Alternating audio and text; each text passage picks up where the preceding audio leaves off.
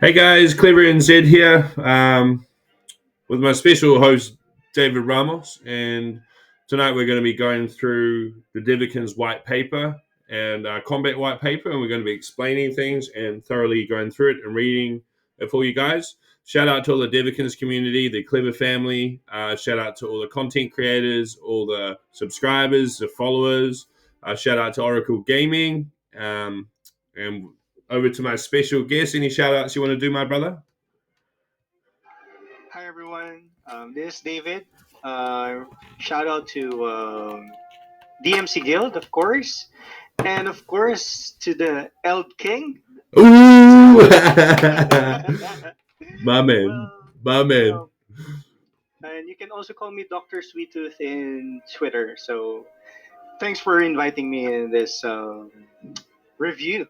Oh, do you want? No worries, my man. No worries. Do you want to tell everyone why you called Doctor Sweet Tooth? What are you currently doing? And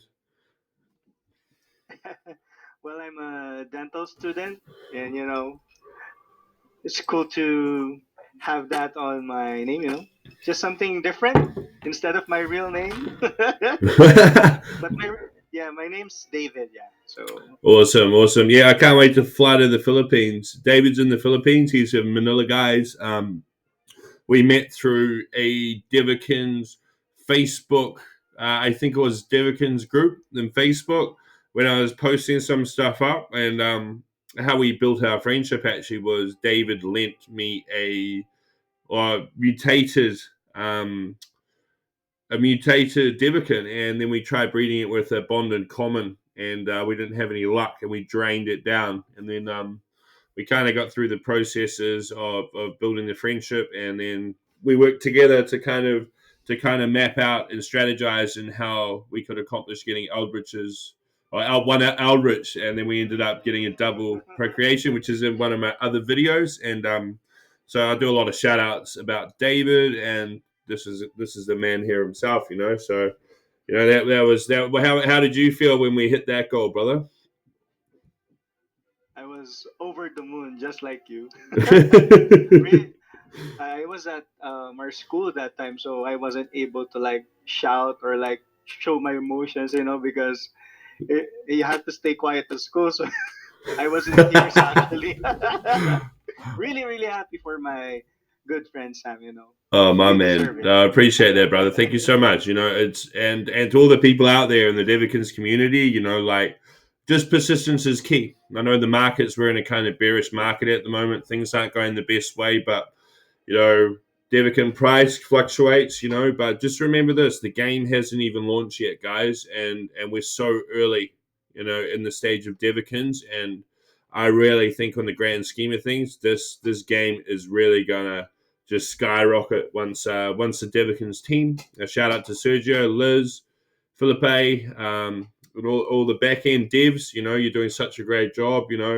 And I know we kind of bombard you with a lot of things all the time. We're all asking questions, wanting answers, but I know that quietly you guys are just behind the scene building this magical world that we're just so excited and eager to get into. What are your thoughts, my man? Are you excited?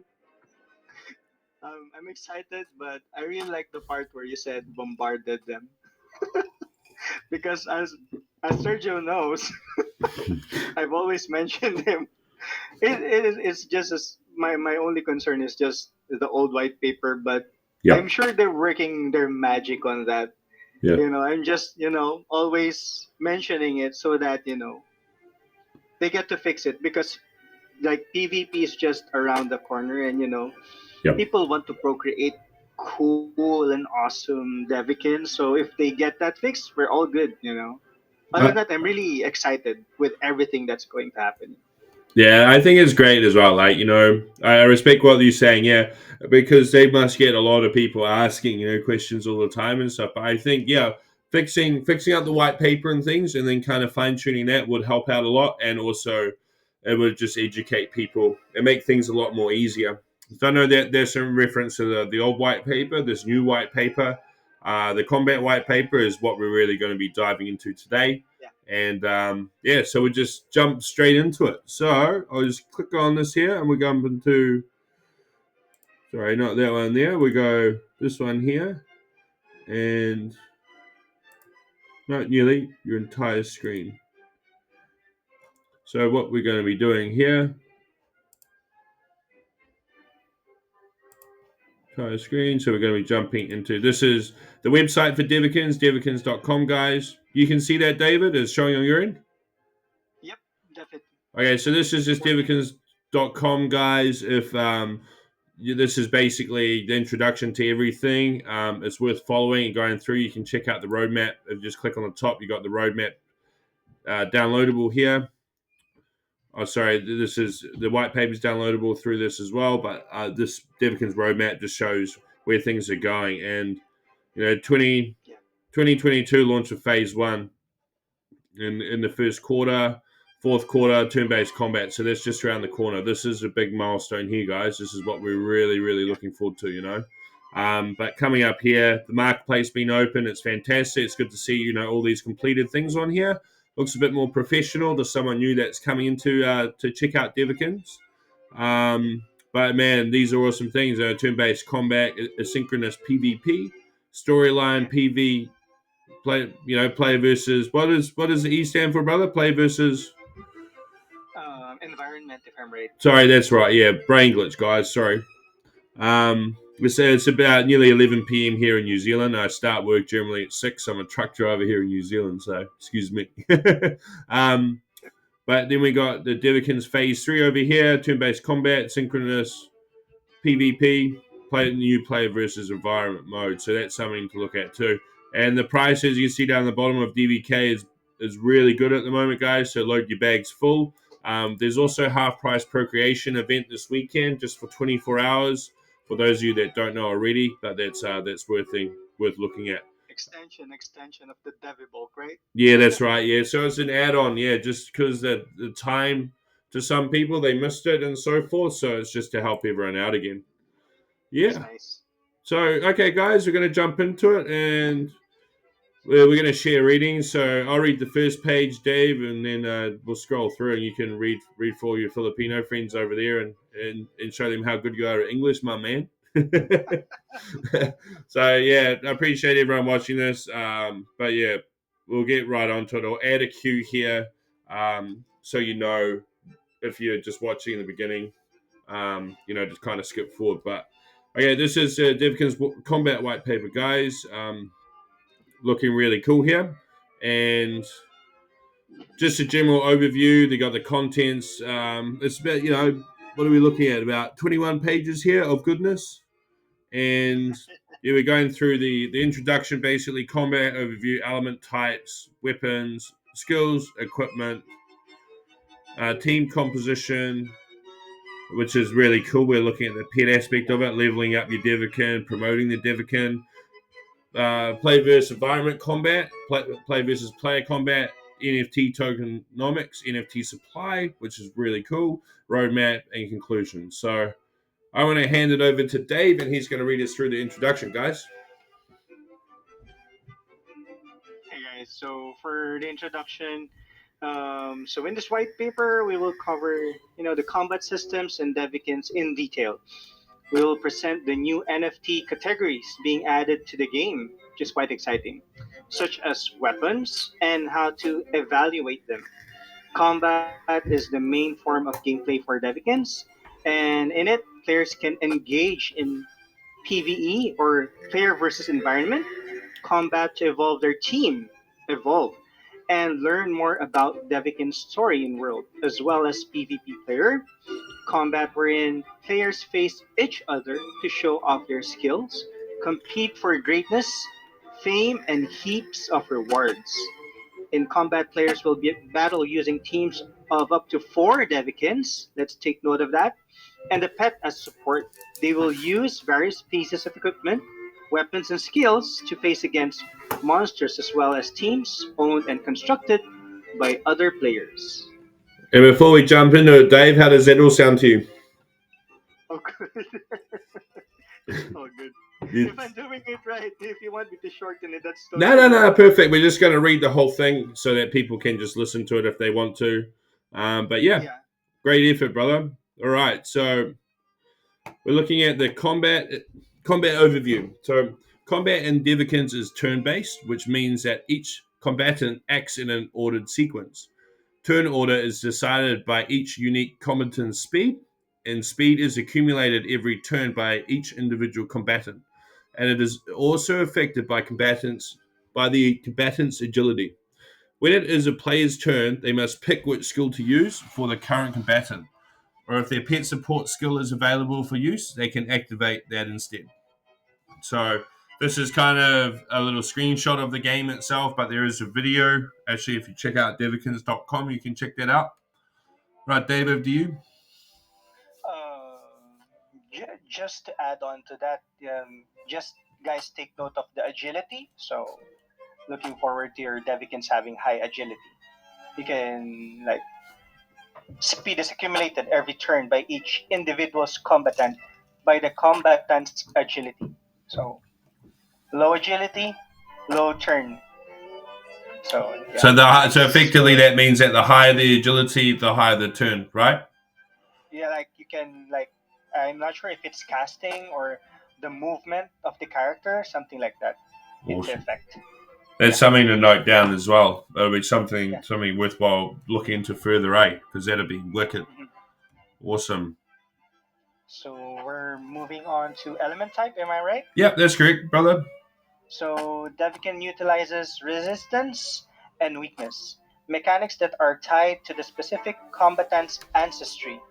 So this is where the ancestry works. With that, each unique ancestry has a specific resistance or weaknesses to the various types of elemental damage.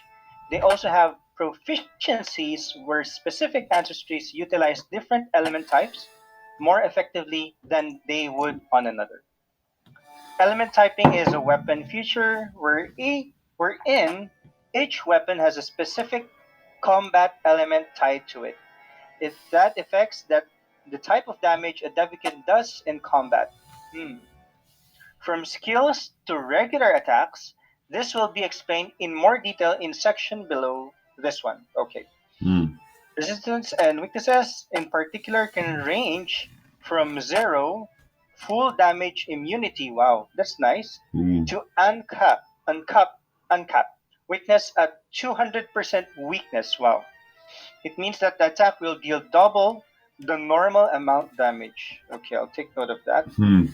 As mentioned earlier, each ancestry in Devikins as an elemental proficiency. This proficiency adds extra accuracy when a Devikin with the correct ancestry uses a specific weapon with one of two specific elements. Okay, Mm. this means that each ancestry has two preferred element types, which they will find significantly more effective compared to others if utilized correctly. Okay, that's kind of tricky. Mm. It's tricky. Okay, next, your next, bro. Yeah, I think it is. It is. I think it'll be easier once it comes out and we can have a play around with it. It's just like Mm-hmm. understanding with the Devikins with the training aspect of it and knowing what items is best suitable, how to keep him Mm-hmm. like leveled up and everything else. But it's kind of like once you understand that like the back of your hand sort of thing, then it's fantastic. But took a little bit to get around it without everyone being able to assist us and draw out those grids or tables that kind of explain everything, what item suits the stoic and so forth, or resilient and so Mm-hmm. forth. But yeah, it's interesting when we're looking at like Lunarian, you got Void and Lux, would be So this interesting. is their proficiency, Mm. if I'm right. Yeah, that's right. Is that Yeah, it's yeah? pretty Okay. cool just looking through these, and wondering Mm-hmm. what effects are going to be the best, with what Devikins and which ones are going to be able to, and this is about diversifying your 100 cap affinity attribute army, or you're battling for Devikins that you're going to be using in PvP and so forth. Big question that Yeah. we have on the cards is there going to be how the Eldritches are going to fit into the equation with PvP, or are they going to have 150 affinity capped, or they're going to have 200 affinity capped, especially for Eldritches when you get a few more Mm-hmm. in circulation, or even just I 100 think affinity cap, two Eldritches versus two Eldritches. That'd be pretty awesome, eh, brother? my take on that is mentioned by our guild leader Aska on DMC. Yep. He mentioned about Eldritches being able to wield two weapons, Yes. like dual wielding. So he might be able to wield a power weapon and then Mm. a magic weapon. So that's kind of interesting. Like because if it's a 100 OA cap, Yes. like they mentioned before, um, it's the Eldritch is in a disadvantage, because it's either he can get hit multiple times and your team's just on three or two Eldritches. So I'm quite interested in how the mechanics would work for Mm. that thing. But yep, onto what you're talking about here in ancestry and elemental proficiencies. Yeah, All right. I'm very, very curious to know that as well, eh? But we'll box on, guys. These are some things that we've written down as we're going through this, and we'll just jump into the next one. So weapon. This looks cool. So each combatant can equip one weapon. If they do not equip one, they will use their fist instead. So it'd be pretty much like a boxing match, UFC boxing match between Devikins, especially if you just have fist on fist, all right, instead of using weapons. But weapons are considered a form of catalyst, which allows combatants to use their skills. Every weapon in Devikins is an NFT. Well, that's awesome, guys. That's real big. That's a big addition, and it's going to bring value to items in the game also. So players can negotiate them in the marketplace or transfer them to and from the game or a wallet on the blockchain. Minting a weapon generates all of its attributes randomly. The element type that used to calculate a skill's damage is determined by the weapon equipped. Beside the element type, weapons have several different attributes, and the list of them is as follows. So you've got an elemental type, you've got quality grade, power, sanity, scaling, critical chance, critical damage bonus. So my two favorites, if just from the old Diablo days, guys, was critical hit chance. You have a high critical hit chance, and then you get a high critical damage bonus. Pretty much that's my favorite too. What about you, Dave? Any of there that you're looking at that you think is pretty awesome? Talking about the sorry about that. You're right. Talking about the critical chance and critical damage bonus, that's going to be a big thing. Yes. Um, but I'm really interested in the gene sync because I remember Sergio mentioned about gene sync, Mm. and it's like aside from having critical chance and critical damage, Yeah. which is we're both like Diablo fans. Gene sync is like something that I've been looking forward to, Yes. and that's why I've been like procreating Devikins with like pure genes. Yes. But I'm super interested in how the drops, like how weapons will be. Are they Mm. minted? Because they said it's an NFT. So Yes. is it a drop? Yes. That's my biggest question. Is it a drop or are you going to buy it? So Yeah, how they because will implement that. it'll be interesting how that all comes out too. Yeah, I think if you play versus environment, it's going to have a lot of to do with minting items, I'd say. But is it kind of like, is it the same concept of when you do a void adventure and you claim a crate? Is that the same aspect of it? Is there going to be a fee Hmm. to claim? Is it how is it going to be like that? Because I know you can buy and sell those things in marketplace itself, but you can't transfer them out of your wallet as of yet. So maybe it might be similar to that system, or how it's minted is a question as well that we all want to know. Yeah, that's the biggest question about the weapons. Durability, I think everyone knows that durability, Mm. like for today, like I think it's like in Axie. Yes. I haven't played Axie, but there's like a specific amount of like stamina or something where after that you can't play PvE or PvP and you'll wait for the next day, of course. In durability, I wonder if it's item durability. Like, I'm sure Yeah, being NFTs, they're not going to like lose durability levels like in Diablo, where not referring this game to to Diablo. recover the durability, like in Yeah. Crypto Blades, Mm. where after you've used like a specific amount of attacks, Yes. there's like 200 stamina or durability, Yes. and then tomorrow it will be replenished, something like that into effect, I Okay. Yeah. guess. Yeah. I see. I see. Yeah. So that makes sense with that. Thanks for clarifying that. Um, and then we've also got type. So type of weapon, the different types. I'm sure you have from common all the way up to eldritch. Mm. Which is going to be epic, and what's going to be better suited? Can a common carry an eldritch weapon? Is that possible too? Can it? I think it would be like if your Devikin is like a common, it would still be able to wield different rarities of weapon, Hmm. but of course the damage of an eldritch weapon would be higher than a common weapon, of course. Yes, yes. I can't wait. I'm really excited to see what comes out. Are you going to like procreate? I mean, or like procreate an eldritch weapon? Oh no! Oh, imagine that, mate. That'd be absolutely nuts. Like procreate. My biggest hobby at the moment is procreating eldritches. It does get quite pricey, but I think jumping into that, with the weapon aspect of it, yeah, I'm really interested to see the process that you have to go through to collect the weapons or mint the weapons, and what you have to collect to build them. Whether those crystals and those blobs and that gold powder stuff that we've been collecting. Oh, I've One been stacking those. Yeah, those have been stacking up. Whether or not those are going to be in high demand when PvP starts or player versus environment starts, but that's a big question for us all, and that's something that we're going to look at. Definitely. So jumping into element type, we're looking at element type sets the element used to calculate damage from skills. A weapon only has one of the 11 different elements types. Ancient, so you got this is from left to right: ancient, candy, chill, cosmic, life, lux, neutral, plasma, rot, shadow, and void. So very interested to see what effects these have and also what they do.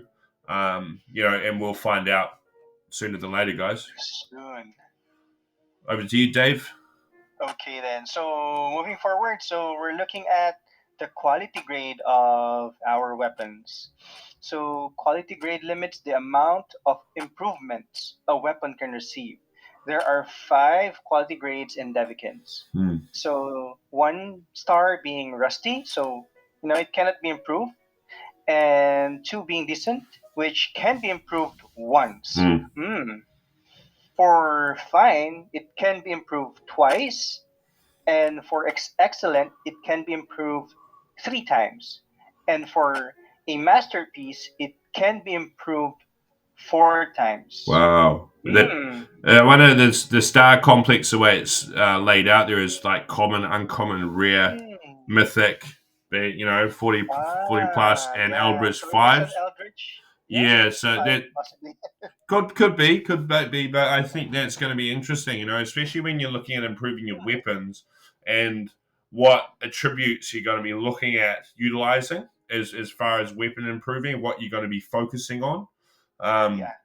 and I think it'll be so cool if you get random rolls of weapons, like so that then each one's individually different to another, and then you decide what you're going to boost up on it and how you're going to improve it. If you especially get something towards the Eldritch level, like you could get something high in critical hit, high in critical chance, high with gene Oh, sync, yeah. and high with durability as well.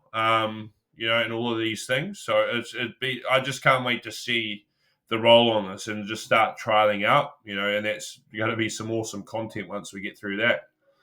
True. Um, yeah. So So, we're looking at power sanity scaling.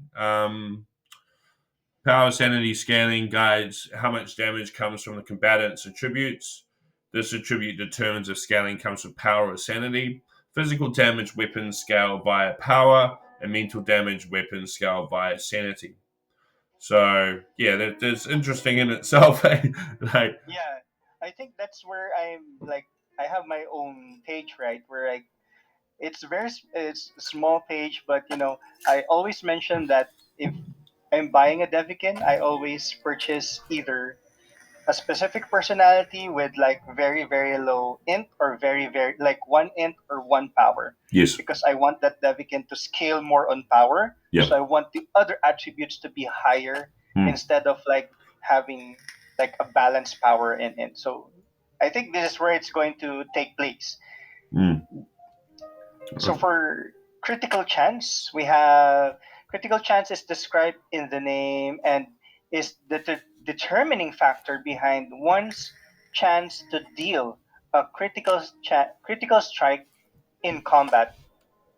Critical strike's damage is also affected by the critical damage bonus, just like Jablo, like you mentioned. This is my And favorite. This little snippet here. I'm going to be the critical chance and critical damage king. and any extra critical damage buffs the combatant may have. Furthermore, a critical strike cannot be evaded. This is like scary, bro. Like Yep. one Yeah, hit that's delete. Let's one hit delete. it's pretty gnarly. On to you. Yeah, so critical damage bonus, guys. We're looking at critical damage bonus increases the damage dealt by a critical strike. For example, if one has a 50% critical damage bonus, what would you be doing on a 30 damage critical strike would become a 45 damage critical strike, That's nice. So that's quite interesting. I'm looking forward to having a play around with this, guys. I'm sure there are a lot of people that just can't wait, Yeah, they've been stacking up their Devikins, so it's the moment of truth for us. Well, Who've stacked the right everyone's done ones. so well in building up the NFTs, building their teams. A lot of thought and work has gone into building their teams for player versus player or player versus environment. It's going to be interesting how that's outlaid as well. But I think just being able to progress further forward with the Devikins game itself is just, I'm so excited. I'm just honestly like, I could just do this full time. I'd rather do this full time than have to go to work for like, especially when it comes out to player versus player and so forth. And you can just, that's when your guilds really come into effect. Oh yeah. Shout out to Oracle Gaming and also David's clan guild. Shout out to DMC and shout out to all the other guilds out there, all the content creators and everyone. It's awesome, and just love seeing all the successes all round, and everyone accomplishing their goals. And yeah, this is going to be epic, guys. So straight over to Dave. He's going to talk about the gene sync, his favorite. Oh, my favorite part. Yeah. So gene sync. A weapon might have a gene synchronicity corresponding to any of the many gene rarities in Devikins. Those being dominant, codominant, recessive, unique, mutated, and bonded. The synchronization increases the weapon's damage. So this is apart from the critical chance and like the critical damage bonus. This is additional. So based on the Devikins genes and how many they have, an example would be a Devikin with 3 recessive genes. Yep. Attacking with a weapon that has recessive gene sync. So I'm not sure if they're saying that this is a weapon with pure recessive gene sync, so we don't know any images of weapons, where they would gain an additional 30% damage because you have 3 recessive genes. Yeah. So if the bonus is like 10%, but if you have 5 gene syncs, then you get 50% on top of your damage, if I'm right. So if you have a gene did sync, so it means that you're like pure dominant and you're using a weapon with pure recessive sync, a rarer weapon feature, and rewards gene variety, a weapon with recessive desync gets additional damage for each non-recessive gene. I'll just repeat that. Yeah. Gene desync, a rarer weapon feature. A rarer weapon feature. Rewards gene variety. Okay. A weapon with recessive desync gets additional damage for each non-recessive gene. What's your take on that, Sam? I think it's more of like random genes on a specific Devikins, and if they perfectly match, you get additional damage for it, something like that, or Yeah. It's something I'm interested to know as well. Like it's just having a play around, and then hopefully it'll kind of give you a description of the bonus effects once you kind of put that weapon in the hands of that Devikin, or once you attach it, or how you attach it, and so forth to be able to utilize it. Um, yeah, it's something that we're going to have to do a video on so we can have a play around and kind of get the full it's gist of it. they mentioned here a rarer weapon future. So that's kind of intriguing because so it's a rare type of weapon that like anyone can have randomly, Yeah. but instead of having gene sync, it is a gene desync weapon. So there might be like a tag on it or like a note on it that it's a gene desync weapon, Yeah. where for each um, not matching genes on that specific weapon, you Yes. get an additional bonus, but it might be higher because of how rare it is. I think that's how it would work. It'll be yeah. So yeah, so imagine that, like a weapon with recessive desync. So so does that mean that you don't have any recessive at all? So if you got five rolling different random genes, dominant, co-dominant, whatever, Yeah. that could So mean that you got higher choose. So how would effectively would that work for the likes of the bonded and mutated and things like that? Those so would it be would work with that as well. So it depends on the genes. yes. Oh, I get it. I Mm, think that's where Sergio was really well, like he highlighted it on Twitter. yeah. If you guys noticed, like but pure dominance would be a thing in the future. So I think this is it. I think this is going to be really exciting because that was like my number one goal was to create an Eldritch that was pure co-dominant. True. There was that we got so close. I think we got like what do we get? We got three co-dominant. Well, no, yeah, three co-dominants on one, and then it rolled two dominants. So I was like, man, so yeah, keep trying for that. That'll be so sick. Yeah. But as everyone loves the recessive side of it, it'd just be really good to progress forward with that. But yeah, jumping into durability, combat causes a weapon's durability to decrease. When a weapon reaches less than 50% durability, it loses its gene synchronicity. This is very valuable information. So if it reaches 0%, the scaling is reduced by half. The higher the weapon quality, the higher the durability.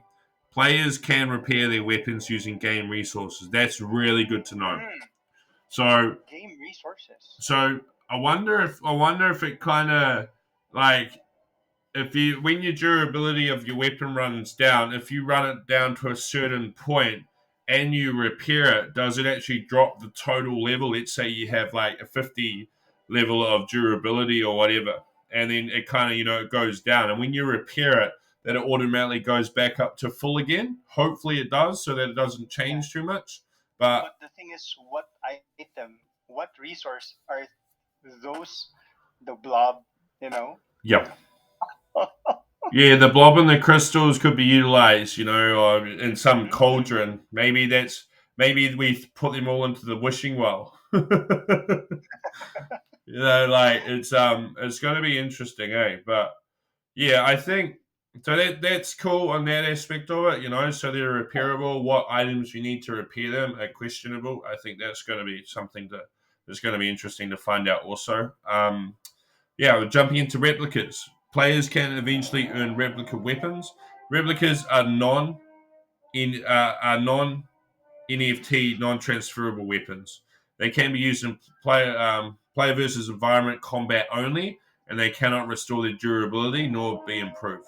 After the durability reaches zero, the replica breaks and cannot be equipped any longer. Well, we should have read a little bit further because that would have answered the previous pretty much question. But as far as replicas, that's interesting. So they do have a yeah. limited durability, and Sad. yeah, My question here is so. you can use the replicas if you want to instead of your current weapon, so that your weapons that has durability, if you want to use them for like other stuffs instead of PvE, Yep. then you can just use your replicas. Yes. Yeah, Not so bad, not I bad. think it's only player versus environment based is the only way you can use these replicas. So it separates the NFT aspect. The NFT weapons that we will accumulate or we will get are the ones that we will only be getting, only be able to use in player versus player, and so that separates it all together. So these items here, I wonder. So that means obviously if they're replicas are non NFT, non transferable, so you can't sell them on marketplaces, all that. So you probably just accumulate them player versus environment, I'd guess. What do you think?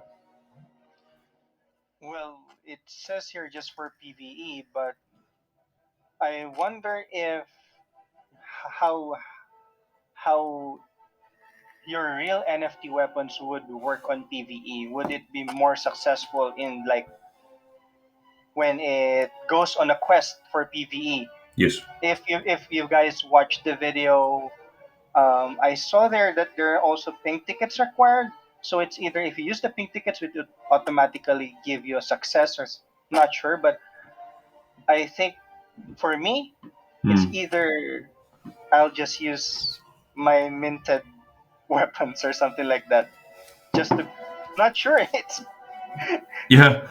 It's really interesting how this would work, because maybe maybe this is good. Like, Yep. I think not we sure. yeah, like, I understand with you. There's so much to take in with all of this, and I think it's like it does kind of get your head kind of pounding a bit thinking about Yeah. everything. But once we have a good play around with it and we do a few videos on it, I think we're all going to become once we become the masters, we can make it a lot easier and explain things a lot easier for all of you guys. And I think the best thing that we have to take into consideration here is that this durability informs us that if it's the weapons that we can sell, or like the NFTs, yes, if it reaches zero, the scaling is reduced by half. And for replicas, if yeah. the durability reaches zero, goodbye to your replica. Yeah, pretty That's much just me. goodbye, Yeah. sayonara. And it'll be like an incubator. It'll just disappear. Uh, and also your hopes of when especially when you get to the lower procreations when it's full price, and you don't get the result you want. It's like, oh no, but knowing that their replicas aren't as valuable, it's not too bad. And yeah, I think it'll be good because that means you're going to be rolling through items used for gameplay, player versus environment, and you break them and so forth. But when it comes to the actual repairable NFTs, it's going to just open up a different platform of gaming. It's going to be so big. And I just can't wait for that side of things. Um, I'll read the bottom one, bro, and then you can start for the next one. So we got type. That's right. Yeah. So there are 10 weapon types and Devikins spread out between physical and mental.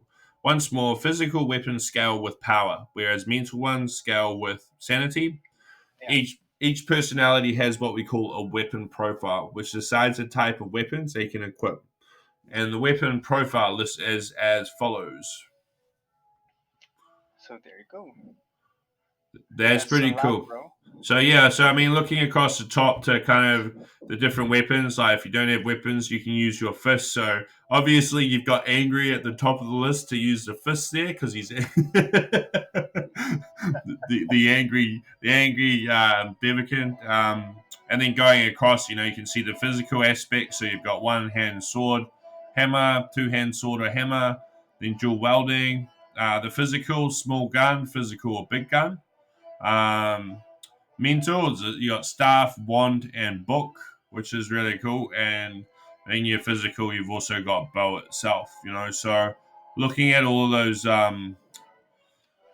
all of the Devikins there, and you can see the ones that can wield the two sword or two hand sword or hammer. What ones can take what items. If you're looking at the big guns, you're looking at the nerdy, the resilient, and also the shy, and so forth. And it's going to be cool once we kind of mess around with these Yeah. things, you know. Um, I have a question for you. yeah. Of all these personalities, which do you like? Like, what is your ideal personality that you would be using based on their weapons that they can wear? I'm going to be all in for clever man. Oh, okay, that's nice. So it can wear a fist. It can wield a one-hand sword hammer, Yeah. a small gun, a staff, a wand, and a bow. So I this I think this is more honestly, of a I'm range. actually to be honest, bro. I'm actually going. I love Clever just because Clever is one of my first and favorite NFTs that I purchased. Shout out to Clever. They're the first crypto that I really got into. But I'm kind of more inclined to look at the miner for the dual welding. But then Ooh. I'm also because that's really something that's gonna kick off, and that would be really cool. But I'm also looking at I'm really curious to see the damage of some of these things, especially like the big gun or the dual welding. What type of Oh, damage well, you could be able to do you with have that? a resilient eldritch, right? Yeah, I do actually. That okay. This is going to be super interesting then.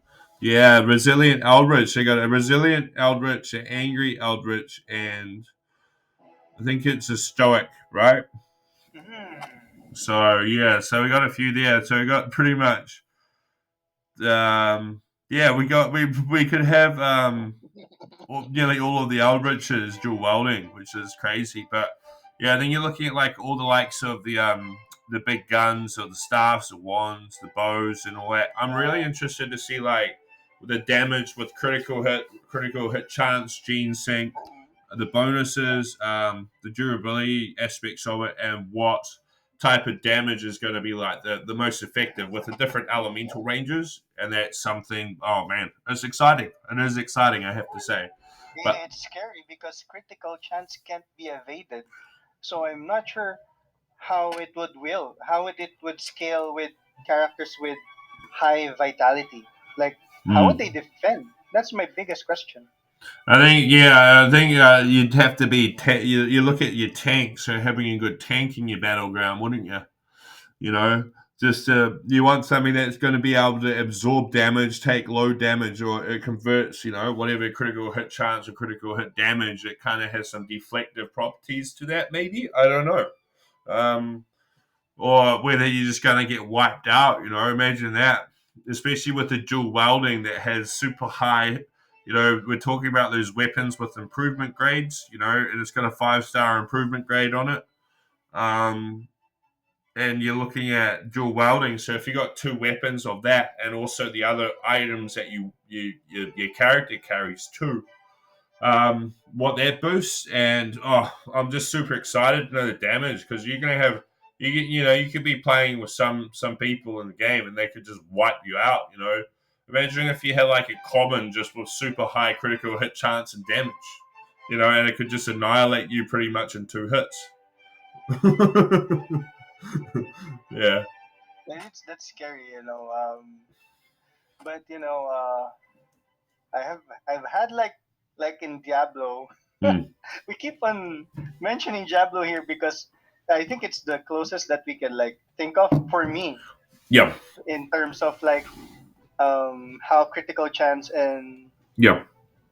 critical damage works. Like, if this guy is wearing a big gun and the damage is like just so huge compared to the small gun, Yeah. I think before he gets hit, he has already attacked someone and just I'm wondering if it's an AOE. There's it's so interesting how these things would work in the future. So Yeah, well, I think we should put that as a question. yeah, I Are wonder they if it's going to AOE? be like when it comes to the small gun, whether it fires faster than the big gun. The big gun does more damage, but it takes longer to attack, sort of thing. You So know, it should have like that character that's wielding it should have a high agility. yeah. So if you increase your agility Mm. chance, and you could speed up the big gun to produce, that shot ratio. whether it's on timing itself or speed or whatever, or just even impact or damage is yeah, it's very interesting. And also what your pets, which you'll see later on in this, what your pets are utilized for, do they aid that side of things as well, you know? All right, so jumping into improvement grade. So yeah, players can improve their weapons, increasing their critical chance, critical damage, bonus, power, scale, sanity scaling, and durability. To improve a weapon, players can fuse weapons of the same type and identical improvements grade to get to the next grade.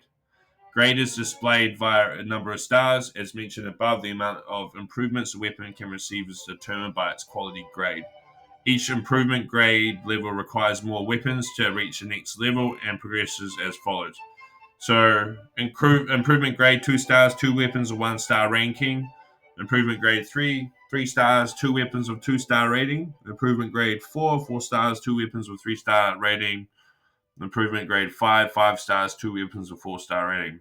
So each improvement level has a range of stat returns in regards to scaling, critical chance, and critical damage bonus. That's wicked, eh? I have a question on that. I think we should give this a question. If you improve the weapon, is it like the amulets where it would fail, then the weapon would be burned? That's a very interesting question. Yeah, I like to know that also, because if that was the case, then the kind of you've got to That's very work. important. It's like with your weapons, like your NFTs, trying to get from like 110 or no tens to 110 to 2 tens to 3 tens to 4 tens to 5 tens. If this is a similar concept, so to kind of get to the high level of weapons, whether that's the case also, you know? If that is the case, is it good or is it bad? If that is the concept that they're, I think it's not good because I'm not sure if it's good or because you'll need amulets. It's too early to say. I think it's whether the improvement could be DVK, it could be. It just depends Mm, whether they use that mechanism. It could be tricky, but it would also mean that it takes longer to progress in the game. It's not like a game that you can just play and clock, like in like most big games. You can clock it in some cases in a day, or these bigger ones, open world ones, are a lot longer, obviously. But um, to start to finish, the completion time of it, it's going to be interesting, and that's a good question. But I think I'm interested to know what their thoughts are on that, and what your viewers' thoughts are on that, and yeah, be really really interesting to see. yeah. Well, moving forward, we have rarities. Okay, every weapon has a rarity, and these rarities follow the same scale used for NFTs: common, uncommon, rare, mythic, and of course, eldritch. The rarity of the weapon determines the range of its initial stats. The following table presents the ranges of each rarity. So it does not notify us here or say that you can't wield it even if you're a common. So I think it can be wielded by every Devikin. Hmm. So for common, there's 70 to 80. Critical chance is only 1 to 5%. I'm not sure if this is percentage, bro. And the critical damage is very low. Hmm. So uncommon is 80 to 90 Hmm. with a critical chance of 5 to 10%, and the critical damage would be 20 to 50%, which is really, really good. Yeah.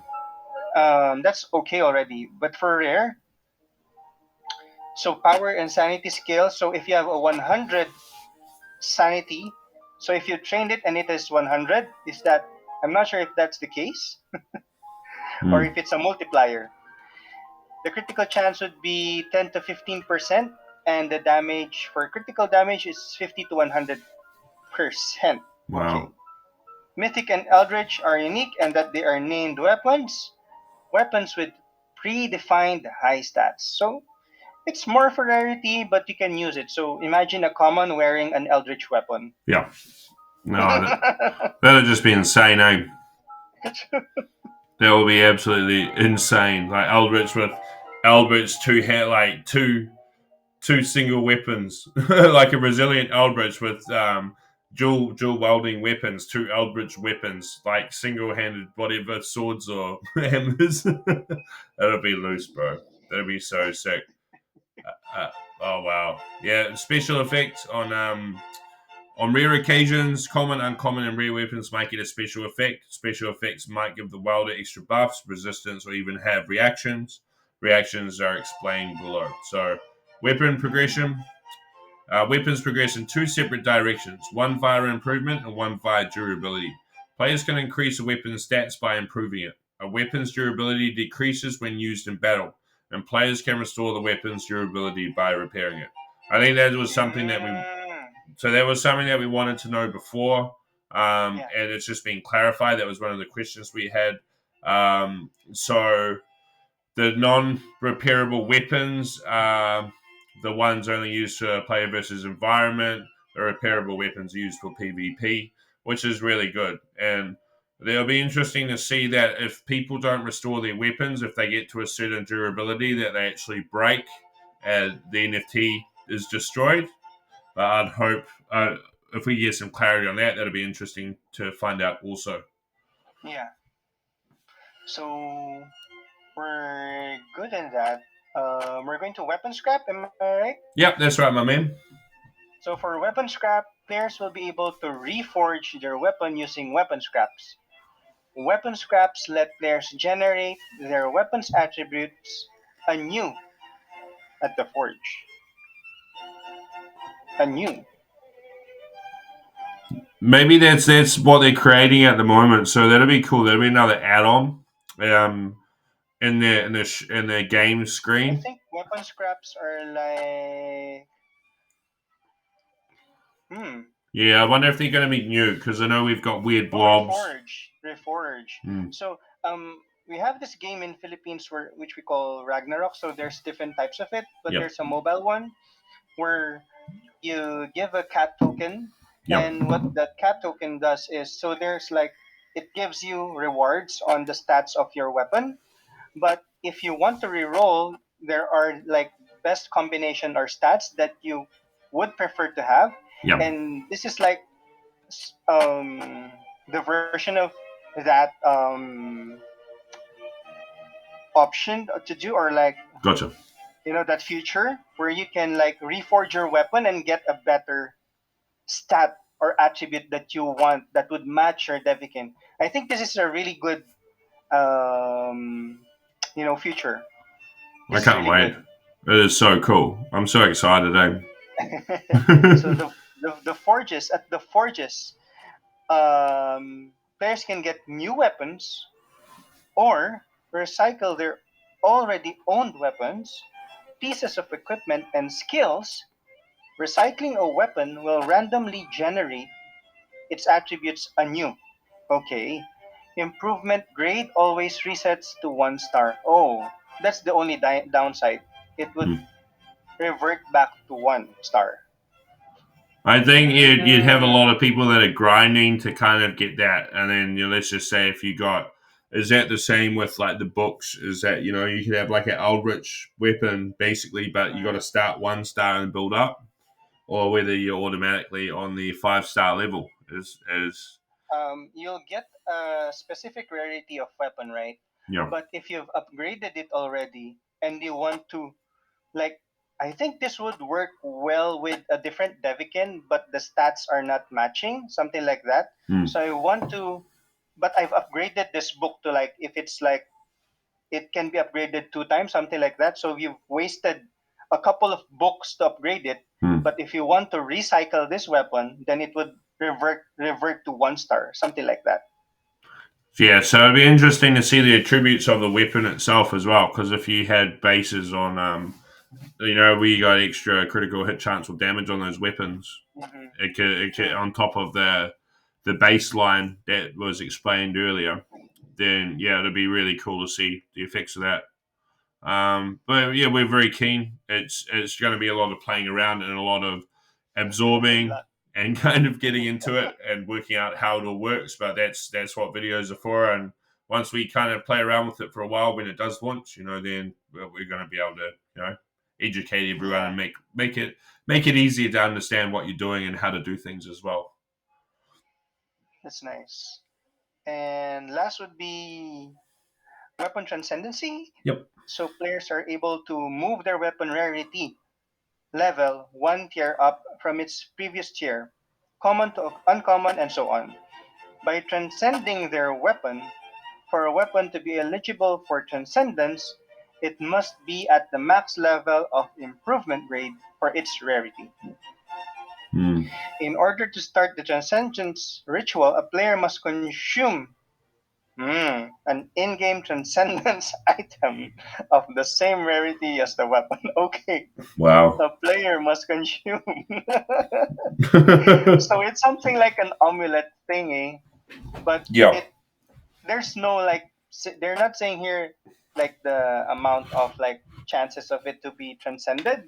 So it's same like burning a weapon. Yeah. Something like that. So I hope it's not like the amulet, but it's a 100% transcendency. Very interested to find that out, eh? Very, very interested. It'll be so cool to see. Yeah, we're all waiting. Okay, so jumping into skills are abilities that combatants use in combat and can be likened to spells. A Devikin can equip up to 4 skills. Skills are composed of several attributes and they are not NFTs. So attributes that make up a skill are as follows. So ability, cooldown and cooldown trigger, target, accuracy, and tags. So just a synopsis of each of these, you're looking at ability. Skill ability applies one or more effects to the target target or targets. An effect might be damage, a status condition, buff, debuff, and so on. Effects can be made more potent or additional effects applied if certain criteria are met. For example, 50% additional damage for each mutated gene. There you go. So For each. So if we get the mutated's definitely a weapon in this, and that mutated Eldritch that I've been dreaming of, my brother, and all my Devikin fans and family would just be an absolute weapon, especially if you could crack 5 mutations on an Eldritch. Imagine that. Wow. Well, nothing's impossible, and Yep. I've mentioned this to you before. Like I've been dreaming of like seeing just someone do like a 5 mutated gene procreation. Wow. And I think that's just going to be as expensive as an Eldritch, or maybe even more. Trial and error. I think you see 2 mutations, but you really see 3, let alone 4, and it's just insane thinking. Bro. And then how you'd be able to roll that to Eldritch as well, to be able to roll that over. It's like having a mythic with the gene that you require, the unique gene you require in that slot. But it's like or using a bonded with an Eldritch, bonded with the mythic mutated to then be able to cross over. If that crosses over to Eldritch, oh man, crazy, I think this is where you like do a combination of effects on your specific Devikins on your roster as well. So you have to really think what you're going to use, what weapon, what affinity, what personality it's going to take place once PvP hits. And that's where like some people are like selling their Devikins for like $1, $2. Yeah. And like some of us would be like, okay, I'll buy it. But once PvP hits, that $1 could price at you never know how much that Devikin is in the future. Surprise. It's going to be crazy, and also the burn mechanics that will be explained later in this. But I'm with you with that. To consider that buying a 10-pack off the shop is close to 60,000 DVK, something like that. Oh wow! It's a lot. It's expensive, but I think for if you're willing to hold, Yeah. If you believe in the project, which we both believe in it, and a lot of players are, so we're looking forward for PvP. So yeah, lucky for me, like I was one of the early adopters, and I think when they first launched the game, sorry, the shop. I think I was. It just got overloaded. It broke the shop because the amount of people that were buying, On and the then they first had to day. relaunch it. And but I think I like managed to get over the 3 days. I think 18 packs, and I was just like so lucky. I was just pressing it every 5 minutes, and so I was so sleep deprived after that event. And then when they relaunched again, and they changed the date, and I was able to actually get in and purchase them. Oh man, it was such a good feeling.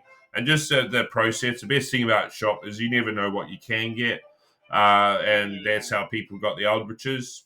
And the highest Eldritch price that ever sold when the market was up was about 80,000 US dollars for a full recessive Eldritch. And then the other Eldritch sold for 70 something thousand US dollars, which is Isn't insane. it? 70,000. Yeah. And you think about that, the pricing of Eldritches at the moment is nothing in comparison with what it's going to be in the future once game launches. So yeah, Wow. it's exciting stuff. Do you want to jump into cooldown, my man? Yeah, yeah. So cooldown determines how long the combatant has to wait to use the skill again. The starts of the combatant's turn is the most common trigger to update a skill. Cool. Some skills might update their cooldown via different trigger. Mm, such as landing a critical hit. So if you land a critical hit, it cooldowns immediately. Is Yeah. something like that in Mm. Diablo as well, right? Yeah. A skill with no cooldown is considered a basic skill. Yes. Okay, and can therefore be used every turn. A Mm. skill with any manner of cooldown is considered a special skill and can only be used if it is ready or no remaining cooldown. So this is really going to be super fun when you know how to play, like if you have a background of Diablo, because you know how the triggers work. Yeah. Sorry, I was just making sure I'm screen recording there. Otherwise, everything that we would have been doing would have just been wasted.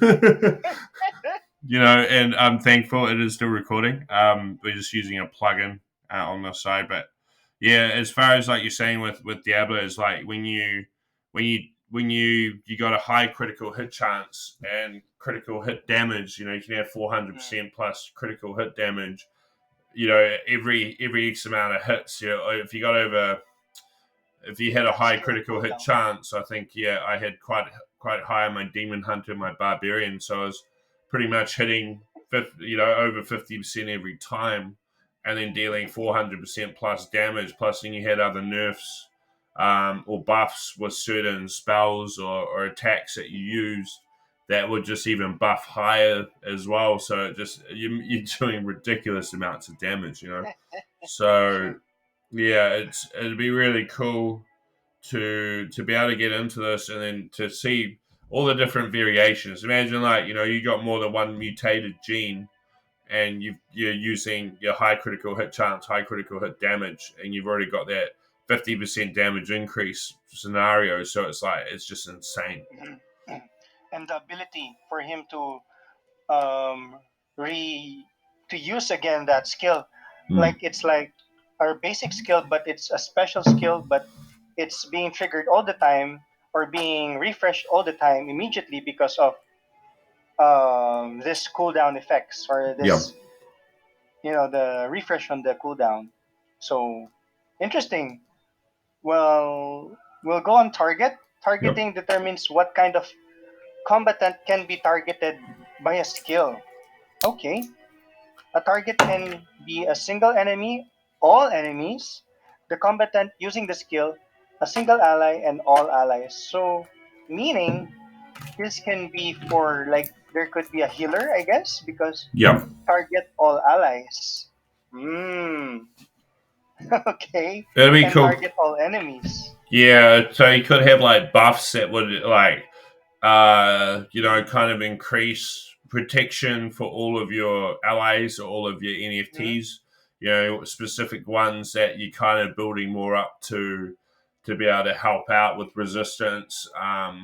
You know, Potentially damage. I wonder if they're going to have like damage absorption splits where it splits between all players. And Hmm. just being able to buff that up because you're going to have certain elements that are used by opposition players that are going to bust through the weaknesses of certain characters and how you can kind of build your most effective team to be able to be evenly matched across all tables is really the Yeah. fun of this player versus player and also the strength aspect of it.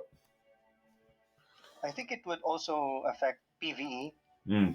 um, because I'm sure there will be bosses, and the bosses might have like ancestries, and you know how you play out your characters when you're in PvE. So Yes. it's quite interesting in the future. Yeah. You imagine that, like you keep trying to fight a boss and you keep breaking your weapon and then you can't repair it, so you got to keep getting new weapons and then you're stuck on a boss for ages. That's where the guild also comes in. Like, Yeah. I can help you. I'll send you a Devikin, and you can like use it for. I'm not sure how that would work, but of course the game is going to earn because you're going to spend Devikin tokens to just send the Devikins back and forth, right? Yeah, and I think that'd be really cool is if they had an integration that you can send items directly to your in guild members. So you can choose Mm, if you're going to send like an NFT to someone inside the guild, that it goes direct to that person, and then you can just maybe you could charge a fee that goes through that to be able to send it to that person rather than having to go around send like their address and then deposit it that way and so forth. So it just yeah, maybe simplifies the fee things. would also be lower Yeah. as well because you're in the guild. So I think that would be like a good Mm. way to make the game more interesting. Not more interesting. I What they call this? It would be more fun because More fees are lower interaction. when you're in the guild. More More, interaction with guilds as well, which means that everyone's going to be communicating a lot more. Um, yeah, and also it involves more people. So more people, like it's what guilds are the way that I see it. Like Oracle family is one big family. As you'll find with DMC, it's and you'll look after each other and stuff. And like if you need something, generally someone's there to help, whether it's understanding how to do things or how to kind of build breeding lines when it comes to procreating and so forth, or yeah, steps involved to kind of get to the Aldrich level, or steps involved to be able to create mutated genes and so forth, or full resilient, full codominant work. So everyone provides value, but I think that's going to be really cool. Once that kind of all comes into the equation. So yeah, very keen to know where that goes. But yeah, looking at accuracy. So accuracy defines the probability a skill has to successfully hit. So accuracy is always matched up against the target's evasion. So evasion's like pretty much your how what's the chance of them avoiding an attack as well, which is going to be really mhm, interesting.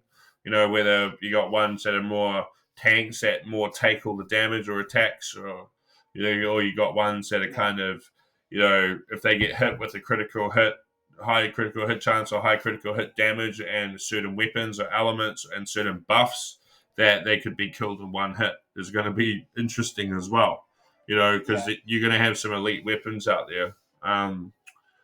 When you're looking at tags, skills have tags, which are keywords that some reactions can respond to. The most common tag is offensive and is a tag given to any skill that causes damage. Okay, that's mm, interesting. Skill progression, like Devikins, skills can level up, increasing their power even more. Each time a skill is used in combat, that skill earns XP. After earning enough XP, the skill may be leveled up. That's really cool. That's what we that's want to right. see. So that, And it's not an NFT; it's yours. Like yeah. you, you're the one leveling it up, so you're responsible whether you want to. Like, if you really want this skill and you believe in this skill, then Mm. just play it.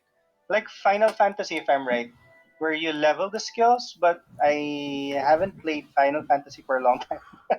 Neither I haven't played it since like PlayStation One, to be honest. When Are it you first sure? when it first came out, that's how long ago it's been since I played that. But that was awesome series too. But yeah, I know there were a lot of Final Fantasies that came out, but I was more into the Duke Nukems and the Mm, Doom, um, and all those games. Then I got into Warcraft a fair bit, but Diablo obviously that was one of my favorite by all times, and in the early Diablos, they actually used to have Devikins. That was actually the name of one of the monsters that ran around. Oh, if I'm right, they have like this gob. Is it? Do they have like Devikins? But I think what for me my favorite character in Diablo, or the one that I really hated, and it's a love and hate relationship, Yeah. is like the Rakinichus. Oh yeah. Those Oh my god! Rakanichu, and they're the ones that spawn all those Devikins. I think they're Yeah, called. they're the small ones, so they're like the Devikins in somewhat way, you know. Yeah. It's a good analogy. I think that's funny that you mentioned that because that was the funniest thing because they'll just keep spawning these guys, man. You know, and they'll just keep coming and coming at you, and especially when you're low level and you haven't really equipped all the items or weapons or protective gear that you need, then yeah, they wipe you out quite quickly, eh? Especially with their fireballs. Oh, the leader, the shaman, if I'm right, Yeah, is that's right. The shaman, the one that kind of runs around, dances, and then raises them all up. Um, but yeah, that's so cool. Yeah, so jumping on to the next one. Let's see what we have here. So is it equipment? Are Yep. we on? Yeah, that's right, brother. Equipment. Pieces of equipment offer passive boosts to Devikin.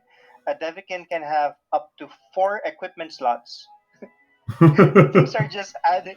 I think this is where there's undies, socks, necklace, and bracelets. It's just like Jablo. Like weapons, every piece of equipment is an NFT, so players can collect and negotiate them. Oh my god, this is going to be like when PvP hits, it's either you hold yourself from buying something, Yeah. something like that. And this is a piece of equipment that offers protection. Protection provides an amount of unhealable surplus HP. Similar to a barrier, socks offer evasion, which gives the wielder a chance of avoiding damage when being attacked. Necklace offers guard, which reduces the final amount of damage, nice, when being attacked. And bracelets offer resistance to some status conditions. So this is really good. I think this would really work well for your tank. Yep. And for other Devikins, but the tank should have most of the best, I think. Yeah. Besides the main boost, each equipment slot provides individual pieces of equipment, might be a part of a greater set, matching set, pieces unlocked. this is this is like Diablo. This is so like Diablo, bro, but it is epic. Like I like this. This is like you look at like your legendary items, and then you look at your set items in Diablo and all the boosts that they get. And Yeah, that'll be interesting. true. Like if you with all the Eldritch items, if you had like let's say you had your undies, your socks, your amulet, your bracelets, and this was all all of these were kind of linked to Eldritch. Man, you're gonna have a weapon, and then you got Oh wow. Yeah. Eldritch swords. So it's kind of like it's really the grinding ability to get to that level, and this is what is going to be fun. Is that it's the challenges is to get to be able to get all these items and to be able to as just saying upgrade these items too to be able to Yeah. utilize certain aspects to be able to build something that's stronger, or whether you're going for the more power DPS side of it, or whether you're going for the tank side of it, or resistance to spells or elements, or resistance to buffs, resistance to or anti buffs for the opponents. More Well, my biggest evasiveness. question here Yeah. is: are they also going to be minted? So it's more of spend, spend, spend, and it's kind of tricky, bro, because there's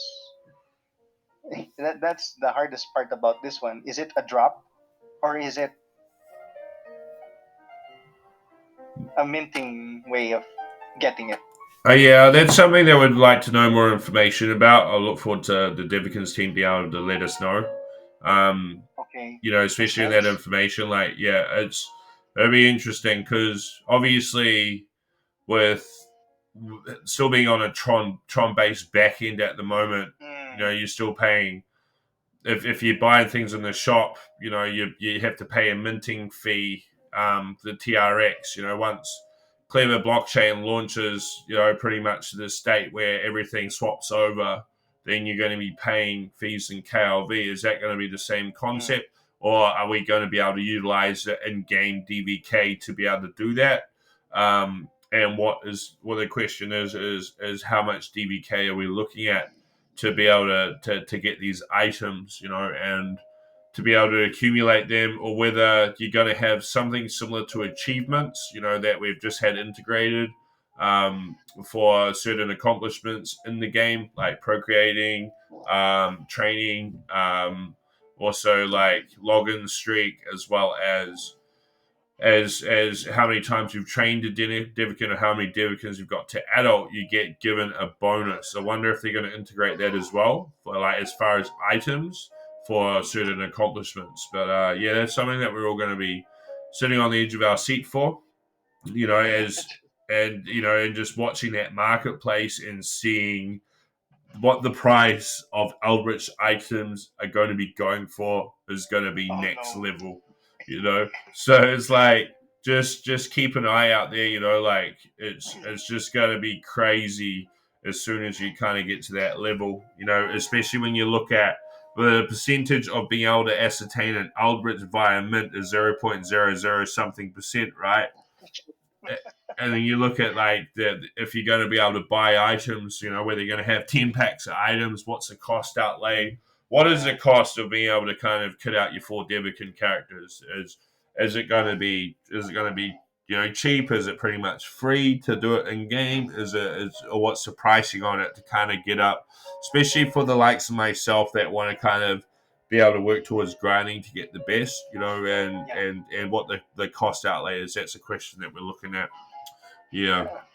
But if it's going to be drops, it's going to like everyone going to make everyone happy because you have the ability to sell your NFT if this person really wants your item.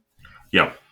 I think Yeah. that is the beauty about this if they make it like that. And at the same time, everyone is happy because they're going to get some cut if they sell it, and Devi can get something out of the sale. How much Mm. is it? 10%, if I'm right? 5%? Yeah, I think so. Yeah, I think it's like that's the way that they'll be looking at. I agree with you Yeah, too. If it's the sell price itself also helps to reaccumulate DBK, and it kind of circulates. And yeah, you've also got yeah, just interested in, like, if you're going to have like a ritualistic approach as well, like you can sacrifice yeah, NFTs to get a higher one. Is that going to be the same with common items to then get uncommon, to then get rare, to then get mythic sort of scenario? Um, yeah. that's Then you'll think, is it better to sacrifice this instead? I'll just buy it from this person. yeah. But the only way you can, I think, the best way that they can implement this is by being too able, um, by just making this items available on Hmm. the marketplace. So it's much safer as well Yeah. for the players. I think just to avoid scammers. So, but regardless, it's a very very it's I'm mind blown by. I haven't read much of the what PvP white paper Hmm. up to this point, and I'm just getting more and more excited about the Yeah. things that they've noted down here. Oh, it's epic. Like, yeah, for me as well. It's definitely opening my eyes up to strategizing and working out. The plan of attack that we're going to be going through, what we're going to be working on. Can we pull a couple of double mutated gene Devikins? And then Agree. just look at zapping them with the critical hit chance and critical hit damage, and just seeing what we can roll with is it's epic. But I think this is also a great ability for everyone to kind of to be able to get prepared, get the Devikins you need, build your team, and then once play versus environment launches, then you're going to be in there having fun, and kind of training up to a degree as well. So yeah, do you want to take over and read the ability down, my brother? Sure, ability. Let me just double check my page if I'm right. There you are. Okay, there you go. Ability. The passive boosts provided by equipment are under the ability attribute. Equipment may have additional set effects too. Like we mentioned, some special equipment might have a passive effect. Whoa, attached to a trigger. Wow. It's getting better. For example, a 50% chance of performing a basic attack when being damaged. So it's like a thorn effect, if I'm right.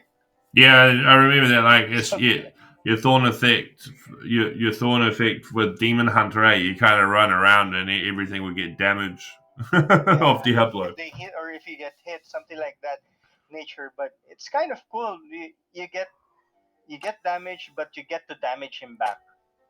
Yeah, So this is a cool concept. very cool. I like Yep. that. So types, are you on that one or Yeah. So I'll just yeah, just go for it, continue bro? continue to the rest of the page, brother.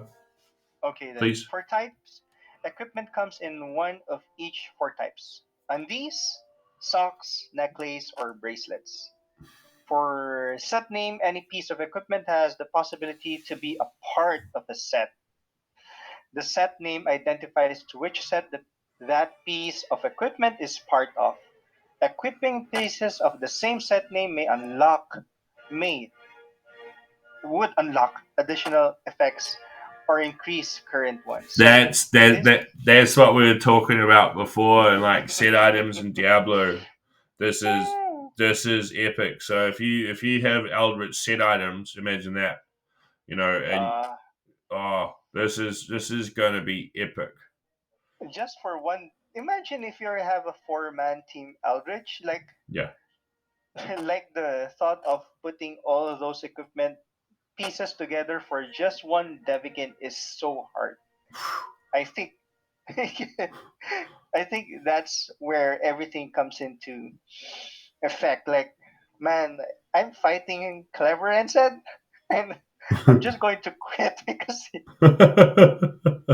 wipe all, one hit delete, something like that. Yeah, You imagine know? that. Imagine like one hit and it spans across all your characters, critical hit, Yeah. chance, critical hit damage, and also the elemental effects and your pet boosts are just gonna wipe out everything in like one hit. Yeah. Eldritches come to the party and just wreck and create hate chaos everywhere, eh? But you never know. Like you can be like, I'm this is good already, but then someone with like a common team or an uncommon or rare team Hmm. like wipes out. You really don't know how things would turn out, especially if that guy is also loaded with equipment. So Yeah. it's going to be fun playing this game. Oh, it's epic. I'm so Now, excited. Like the more I read into this, the more that I'm just like, man, I'm so thankful that we've done well. We've accumulated some awesome NFTs, and we're just enjoying the process, and we're still continuing. And as soon as this drops, this is just everyone's going to be swamping in. I'm sure you're going to get oh you yes, get can't for having wait, over wait. 10,000 plus downloads of Devikins. I'm not sure the exact figure. That's just what Google App Store tells me. I'm sure you're going to have wait till that gets 100,000 plus to a million plus, and you think I about prefer that. You think Devikins you would do that. Yeah, imagine that price increase from the standpoint now of like you look at the price of a Devikins to having 100 times more traffic volume involved with the game and 100 times more marketplace auctions or people involved in trading, hustling, selling, and grinding. It is going to be loose, and I Yeah. think DVK is going to be one of the strongest game tokens, I believe, in the future, and I really believe that it's a project to get involved with heavily. Yeah. So, Yep. So so jumping into team composition in Devikins, each combat team is composed of up to 4 Devikin and a pet. Each Devikin can equip one weapon, up to 4 skills, and up to 4 pieces of equipment. Okay. okay. So the one I mentioned where Aska said it's possible to have two weapons. Yep. But that is for dual wielding. We have to remember that there is a character or a personality that Yep. can dual wield. Yep. That's right. Yeah, there are certain It's ones cool. in there that can as well. Yeah. Very interesting. A pet is a wild card support character that can be utilized in combat. It cannot be targeted, nor does nor nor does not have HP, It so doesn't hit have points. HP. Yeah. Yeah. So pets have one skill that, when ready, can be triggered in place of any player-owned Devikins turn. So that could be, it'll be very interesting to see the buffs. Um, Mm-hmm. Pets are Devikins' companions and act as support characters in combat. Players are able to mix and match their pet skins and pet skills similar to Devikins' skills. Pet skills have a variety of effects, a cooldown, which begins full at the start of combat, and a target profile. Okay, so Cool. that's very cool. Very But they have excited. pet skins as well. So are we going to pay for the pet skins? Could be, it could be. I think it's going to bring value, like, and is a pet's going to be like NFT based as well? Do they have different, as when you got, like you're saying, your skins attachments to it? Are you going to be, unlocking skins through achievements, or are you going to have to be purchasing skins? Is questionable as well. I I really think there like the would cop. also be. I think, as you mentioned, achievements. Mm, There is a big possibility that there will be PvP and PvE achievements in the future where you mm. get rewards as well. Yep. So, guys, you have to like stand by. If you're not earning that much, don't think about earning right now. You have to think about how you can, enjoy the game while you're waiting. So, read the white papers. Yeah, read the white paper as well. I'm sure me and David. I think I enjoyed doing this one so much with you. We still got a bit to do, but I think we'll do a white paper on the other front as well for Devikins, and then we can pick up certain aspects of that we really enjoy and so forth. But yeah, it's when we're looking at leveling up Devikins, players can level up their Devikin by using new items called Scream Jars and Honor Mhm. Medals. So Devikin improve their abilities by consuming the despair of others, and each type of scream offers a different amount of XP. When a Devikin fills the needed XP requirements, they then use honor medals to level up. Scream jars and honor medals can be obtained from play versus environment stage drops and via general rewards. That's really cool. Oh, so Okay. this is different from. So players can level up their Devikins by using new items called Scream Jars. Yep. When they say leveling up the Devikins, but they've mentioned about burning Devikins so that you can level them up. So I'm I haven't read this part of the white paper. Hmm. What's your take on this one? Is it the same as burning a Devikin? So you're going to use a Scream Jar instead of burning a Devikin? So Is it's that what so they're so saying? just below that in promoting Devikin, reading that it explains players can promote their Devikin by burning other NFTs. Each promotion level requires a fixed number of NFTs. Promotion determines the maximum level a Devikin can reach. The absolute level cap is 100. So Mm. that's the grinding aspect for that. I think the scream jars are used for the XP as far as leveling up. So maybe you might be leveling up with scream jars to a certain level, and then you're promoting the Devikin by burning NFTs in another aspect. I, I, Mm. that could be it. So that you could be leveling up like to a certain level that you can only do it with like raising the XP, getting to a certain level just in game, and then to be able to further Okay. promote it, then you've got to be able Mm. to burn NFTs. Maybe that's if it could be. If I'm wrong, I apologize, but Oh, so that's my so thoughts like on it. if you want to reach the level, so you're currently at level 10, Yeah. but you can't. So you've burned enough Devikins to get to level 10, but you want to move to a higher level of Devikin, Mm. then you need the Scream Jars, a specific amount of Scream Jars or Honor Medals, so that you can bypass the level 10 and move to level 11, something like that. And then you can burn Devikins on the promoting part. Mm. And then once you reach 20, you want to go to level 21, then you have to use the Scream Jars. Is it Yeah, what you're saying? I'm Maybe something like interested to that? know what level like that works. Whether you kind of you promote the Devikins first and then you're leveling up after that to kind of to build up, or Yeah. whether it's the other way around. That's something to think So about. we have to also ask them about what is leveling up a Devikin and what is promoting a Devikin. I'm sure we are aware of promoting a Devikin. Yep. We don't know what is leveling up a Devikin. Yep. Actually, leveling up could be in relation to skills, attributes, buffs, everything else. Is So like you have this skill which is level 5 already, Yeah. but your Devikin is not level 2, so it can't level it any further to level 6, 7, 8, 9, 10 because your Devikin is at level 1. Yeah. And I Hmm. wonder if that also works with like weapon welding and also item welding as well. You need to be a certain level before you can utilize it. Oh. Which, These guys are wise. yeah, I think that they've cracked the code to that, if I'm correct, because that means that you can't just jump in using an Eldritch item unless you're a certain level, Yeah. and also Yeah. an Eldritch type of weapon, or like an item like undies or amulet or so forth. So it's related to skill Yeah. and weapon Mm, rarity, wielding a higher rarity of weapon. yeah. So yeah, Okay, that's that we can like ask them as well. That's very cool, yeah. So yeah, just interested in the thoughts here, and for all the Yes. people watching this that have actually watched this so far, all the way through to this point, thank you so much. Thank you. This is we're educating ourselves as well and getting quite excited, but it's also there are questions that we would like to know, and yeah, I think it's good to express our thoughts.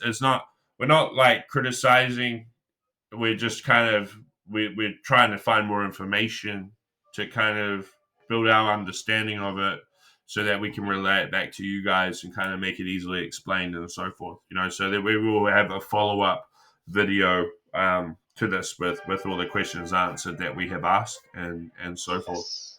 Yeah. So my man, do you wanna read through this one, brother? Sure. So for PvE combat, which is what we're waiting for, Phase 2 will be released with Story Mode. In Story Mode, players fight waves of void monsters in a variety of zones. Each zone has several stages, nice, which end. Oh, I haven't read this part, so which end with a boss fight. Phase 2 is planned to release with an assortment of zones, which more being added in the future.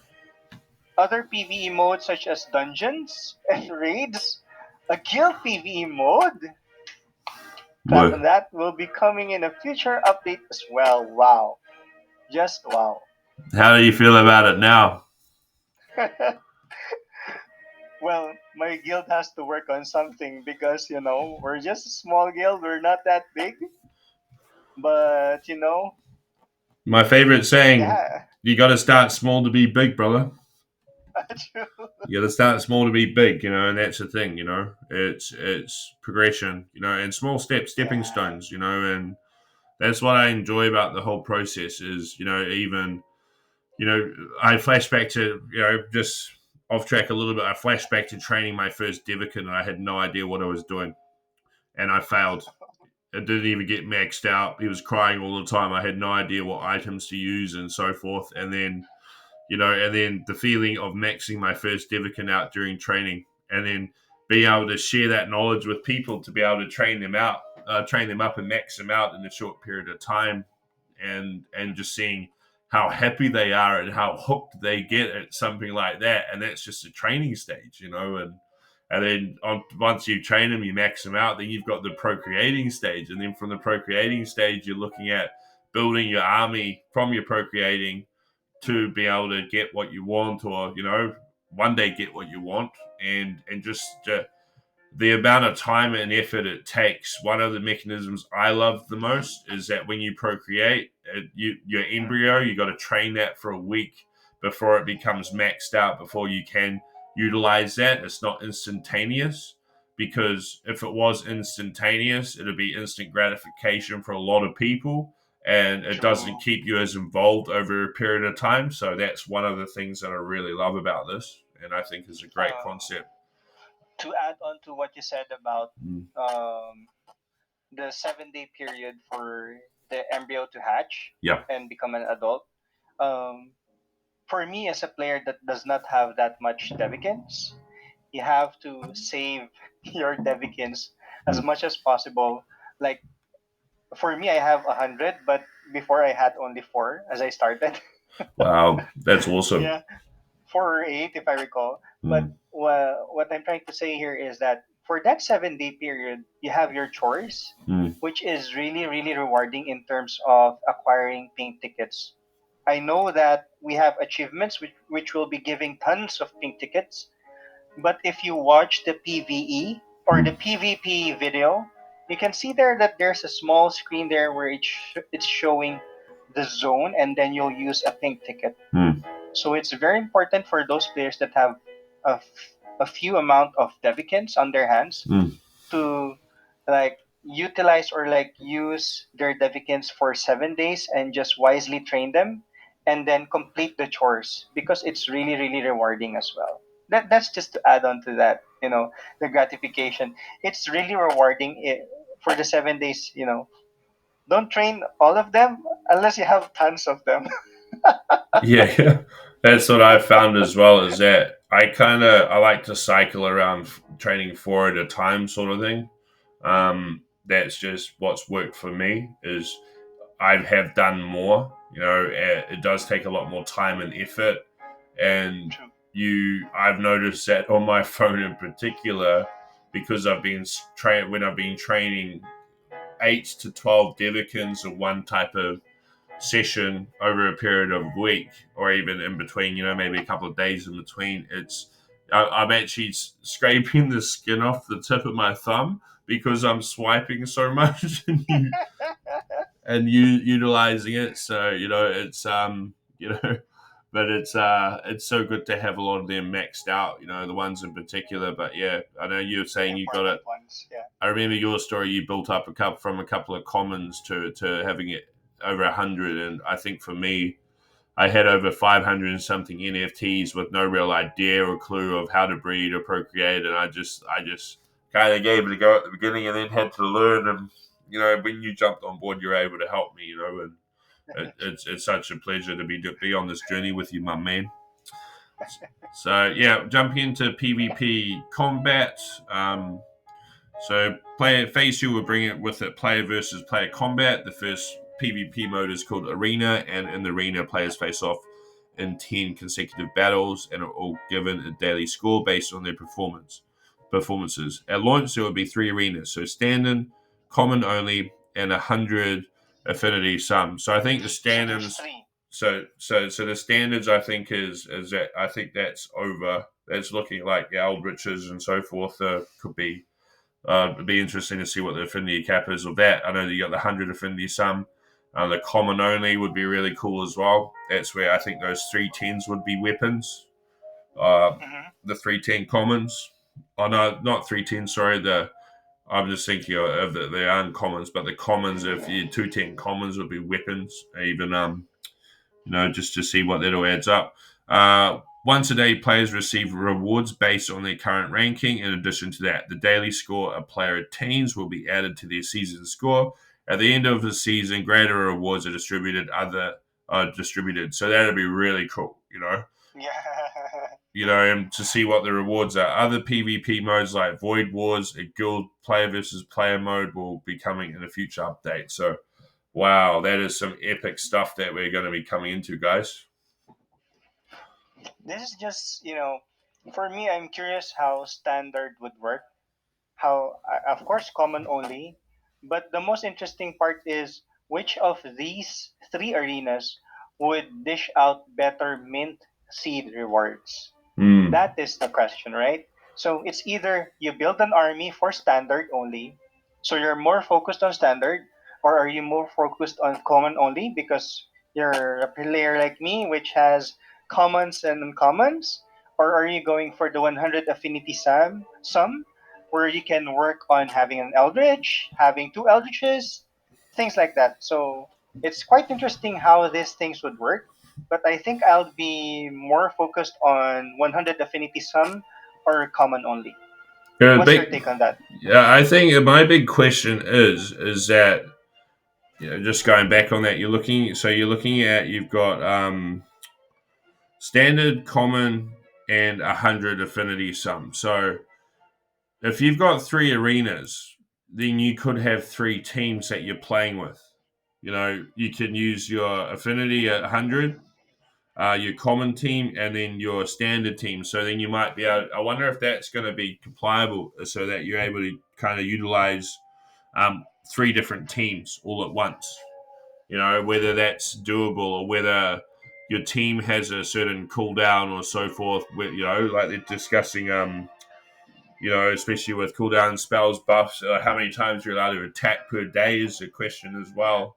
Or whether you can only use a certain team, like you just use your 100 affinity attribute, or you use your standard, or you use your common, and that's what you can utilize throughout the day, X amount of times, or whether you're allowed to use all three. That's a big question that I have, I think. I think you also have to take into consideration the Devikins that you're using, because you at least need two commons, or at Yeah. least one common that you're going to use on standard, common, and 100 affinity sum. So Yeah. that's what you have to consider, that you need at least one piece that you can rotate Yeah. on all these arenas. Yeah, that's well said. Yeah, definitely. Or are you allowed to use 12 different NFTs so you can have one set for each one? A four, Interesting, yeah. yeah, four set for Because the each one. work that Yeah. you have to put in to just equip this Devikins is mind yeah, blowing. yeah. I think Like that like is. 12 Devikins that Yeah. you're like 12, Yep. 3 times 4, yeah, 12. Mm. And not only that, you have tons of Devikins and you don't know which one will have that gene sync, gene desync, what weapon you'll have, what rarity, what. I think that's where well, I'll leave a comment later about it, Yeah. about what Sergio said before with PvP. Um, are we moving forward with NFT tokenomics? Yeah, that's right, brother. Do you want to take lead? So, yep, weapons and pieces of equipment are all non fungible tokens. Wow. Cool. Making them unique tokens on the blockchain. Wow. NFT supply, combat NFT, weapons, and equipment NFT have no maximum supply. So, seasonal mint is a community DVK staking event. Inside Devikins, players will be able to stake. Oh, this is what they mentioned, to generate void scraps. Awesome. Okay.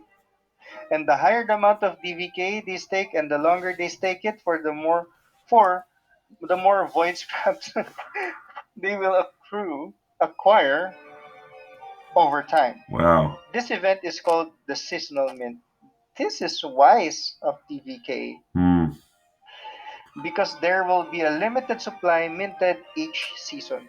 The more void scraps generated, the higher the quantity and variety of NFTs available to be obtained and bought in that season. The more you stake, the more you will have available to purchase. Hmm. So by the end of the event, players can use their void scrap to pull combat NFTs and skills from. Okay, forges. Forges have different rarity weights. For example, a high tier forge has a greater chance of dropping an Eldritch than a low tier forge. In addition, the seasonal mint players will be able to purchase combat NFTs and skills using DVK, and inside the game via in-app purchase. Weapon NFTs will be sold. There we go. Okay, this is, yeah, will be sold in 1, 4, and 10, like in the website itself, with progressive discounts at 5, 18, and okay, $4 to $5 or DVK. Equipment NFTs will be sold, yeah, with progressive discounts. I think they just repeated that. Am I right? Yes, Um, DVK. What's your take on this? I'm not very good with tokenomics at the moment, okay, but so weapon NFTs will be sold in packs of 1, 4, and 10. So that's similar to the other, with progressive discounts at 5. I think it's 5 is for 1, 18 is for mm, 4, and 45 is for for 10. 10 weapons. Yeah. Equipment NFTs will be sold in packs of 1, 4, 8, and 16 with progressive discounts. So you're looking at $4 for one. For 4 is 15. For 8 is 30. And for 16 is $58. Sorry. USDVK is an amount charged in DVK, but set in US dollars. Okay, so that's interesting. So yeah, I think it's going to be interesting in how that works. Also, if you're staking DVK within the game, are you going to be rewarded in any aspect to have DVK staking rewards in DVK itself? Like, what percentage would you get of DVK? Or whether it just gives you the ability to collect more void scraps that can then be utilized to then being able to make it into weapons or so forth in the forges, the low tier and high tier forges, hopefully the Eldritch forges and so forth. And then is that non-fungible token in that aspect that you get out of that, is how is that in relation to this also? Void scraps, is that... My question here is, Hmm. if they mention in game, then that means there is a specific tab in the game itself where you'll what do you call this? You'll have to stake your DVK in game. Is that Yeah, right? yeah. So the biggest question is your level as well, because if you want to take out your money or your DVK, Yeah. if you're staking a million DVK, how long will it take you for you to take that out of the game? This is wise. This is wise of Devikins, because they're giving you a bonus of those scraps, Yeah. but at the same time, you're at the disadvantage of taking out your DVK. I think I like the concept of having a withdrawal limit at this stage because True, true. it keeps a lot more DVK locked in circulation within the game and not, so it always means that it's circulating or you got players that could have it in there. And I think that's where the rewards are going to be. The more that you stake in there, the more chance Yeah, of being yeah. able to get more scraps for items and It's and actually a wise move for void them, scrapped. if I'm right. It's a wise move. I think so. This rewards. I think it's really cool. Like I'm actually quite excited with that. I know that it may seem like it's the pricing of it if you're on a budget is going to be quite difficult to obtain, but I think that's where you could look at once you got your team organized and you're not kind of doing procreating as much and so forth. But this adds another element to the game of being able to really skill up.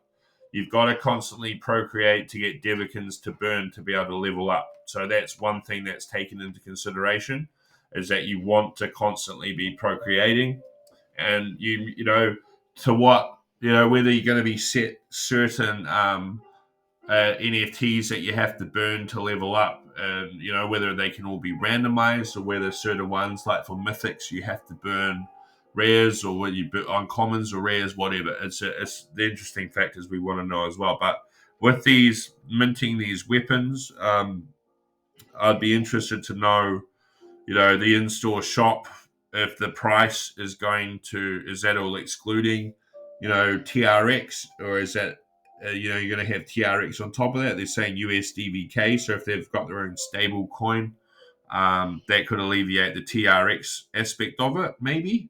Or whether it's you're running on Clever, migration for Devikins onto Clever blockchain, whether it's going to be KRV for the fees to mint as well is a big question. This is going to be fun, but quite interesting how the scraps would work. So, how many scraps would you get if that's my question. How much scraps? And is it is this the only way to get scraps? Is it? Yeah. I think, and also what's going to be interesting is to see if the scraps are going to be, able to be sold on marketplace because you got people that don't have the DVK to stack. They want to buy void scraps so Yes. that they can be able to build things. So they could be looking at that aspect also of being able to, to be able The to. winners are the one that are staking. Yeah. You know, In a like, way, and they're the ones. it's fun. It's fun. So instead of staking and getting a currency, well, that currency can be diverted to DVK if you're selling void scraps and so forth. You know, so yeah, I think this is really cool. Yeah, I like that. All right. So just looking at the roadmap itself, Mhm. we're looking void scrap staking event start is August. So whether it's coming towards the end of August, you know, it's coming up whether it's going to be all combined. You're looking at the combat closed beta, which is September 2022. The combat open beta, which is going to be epic, Mhm. October November. Um, and we're looking at December, you know, first season on Mint, Devikins 2.0 launch. This is epic. We're looking at an epic roadmap here, you know, and as Yeah, far as where things progress, you know. I'm checking for seasonal mint. Just wanna check that out again. Oh yeah, Seasonal so Mint, that's for the scraps. yeah. That's for the I scraps. Yeah. wonder if that runs monthly, so it could be like a lot of the other games itself, whether you run just it's like monthly, so it beginning at the month to the end of the month is a new season. I know that Call of Duty Mobile, Clash of Clans, and all these games, you know, they run seasonal events. It's generally for a month, so it could be the start of the month to the end, just if I'm thinking right.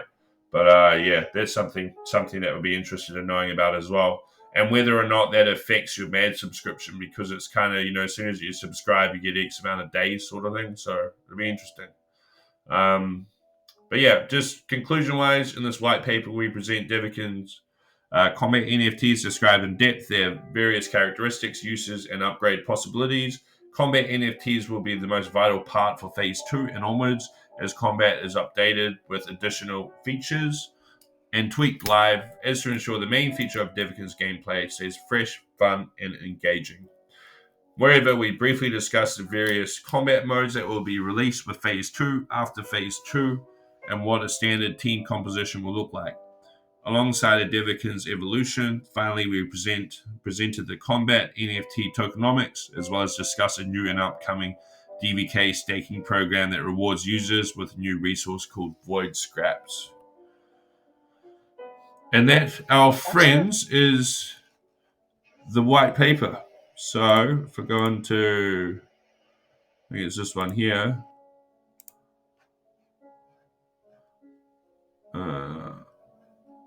Where are we? You still on there? Still here, bro. Oh,